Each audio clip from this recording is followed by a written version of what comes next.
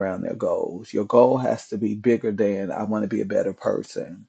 Your goal has to be bigger than I want to be a greater friend. Your goal has to be bigger than I want to be more financially stable or empowered. You got to add depth and range and height to that for that thing to become a reality in your life. Because a lot of times, as I talked about in the last episode, if you keep talking about what you don't want, you're going to continue to attract more of what you don't want into your life. And most of us, we don't have a clue what we want. And we know we don't have a clue what we want because we can't articulate what we want. And what you cannot articulate will always be distanced and repelled away from you. And so you got to get skilled at reframing goals and objectives and intentions so that you can see the results that you want to see in your life. And so you may be wondering today, how in the world do I set clear goals for my life? Because I keep hearing you talk about this importance of having clarity around my goals. How do I do that? I'm glad you asked. First of all, how do you get clear about your goals? Number one, you need to set goals in the following areas. And this is not by any means the ultimate blueprint or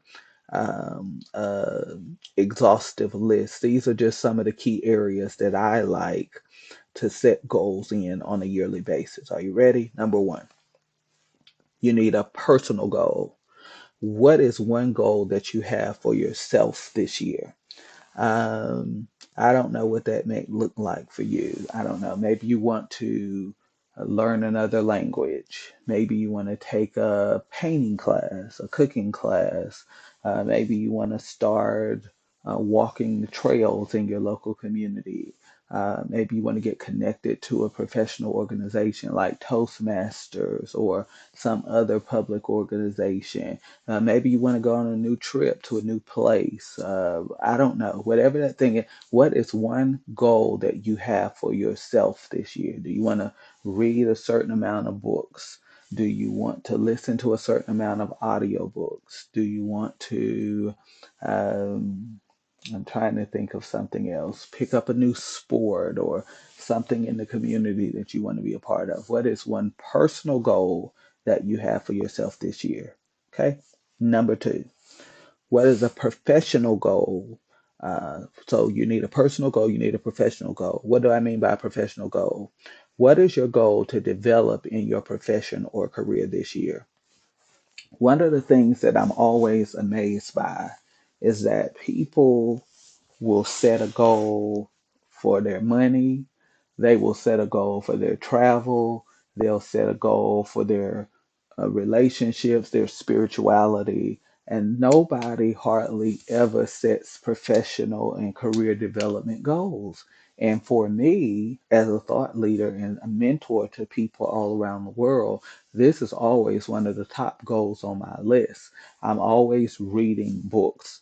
I'm always listening to podcasts. I'm always reading case studies. I'm reading legal proceedings. I'm reading archives from some of the most prestigious universities. I'm reading years of studies and data. Why? Because I want to be the best in the world at what I do. When I communicate on a stage or when I do a podcast or write a book or do a magazine interview or any type of press or media, I want to show up on point as the best version of myself. And in order to do that, I have to keep growing. That means I have to keep investing in proper coaching, proper mentorship, proper career development opportunities and programs, and whatever that looks like. Like I'm always, there's some kind of course, there's something that I'm learning to be better at what I do. And what I'm saying to you is you got to do the same thing. Now, let me say this, some professional development is going to cost you because we live in a time where everybody just wants to go on YouTube University, and that's wonderful. But there's information that I need access to that I can't find on YouTube and Google. And you have to be willing to make the investments in that information. And sometimes that is a very high price tag to get access to that information, but you have to be willing to make those investments if you really want to grow and go to the next level with what you do. And so, how are you going to grow in your career this year? A lot of people want a raise, a lot of people want a promotion, a lot of people want to make a total career shift. You can't just shift careers. There's a trajectory, there's skill sets, there are skill gaps you need to close in order to do that. So, what is your professional or career goal for the year? Number three, what is your spiritual goal? You need to have a spiritual goal. And this is your goal for your spiritual growth and development this year.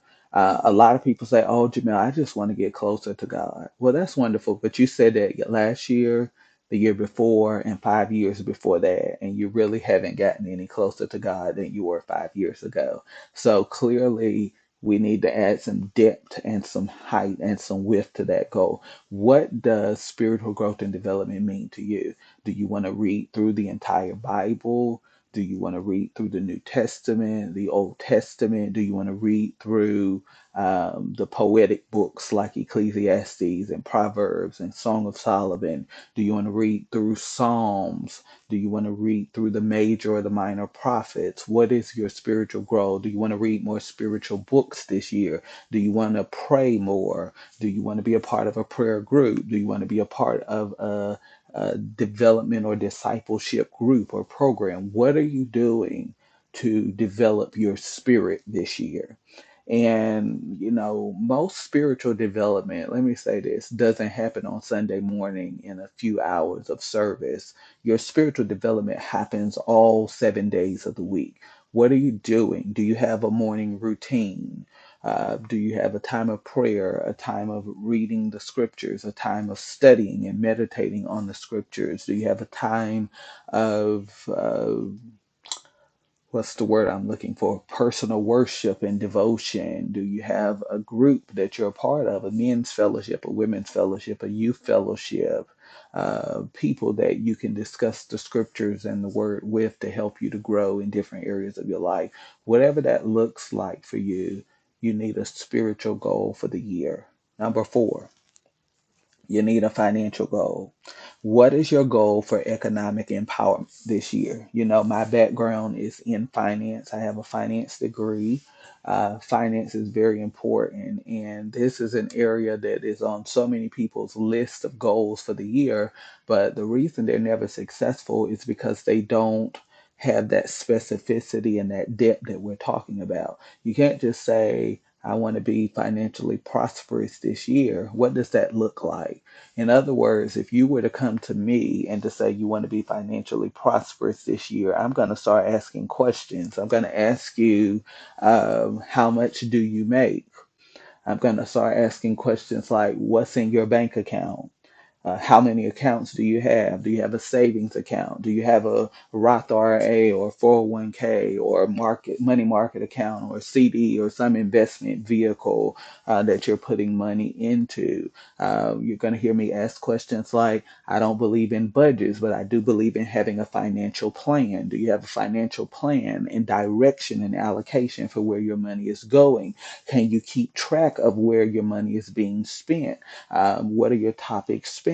What things can you cut away? How are you reducing debt in your life? Are you getting a plan to get out of debt? How are you increasing your income? What can you do to make more money this year? There are so many things that go into setting a financial goal more than just saying, I want more money this year. You got to really begin to take a look at the landscape of your financial situation if you want to change it and get better. So think about that. And then next, you need to have a health or a wellness goal. What do you plan to do to improve your health or well being? We know right now the gyms are running over. Everybody is excited. Give them about another week. And after that, the gyms will clear back out, and most people will go back to the same bad habits and horrible diet that they had before. Why? Because it's deeper than inspiration, motivation, excitement, and euphoria.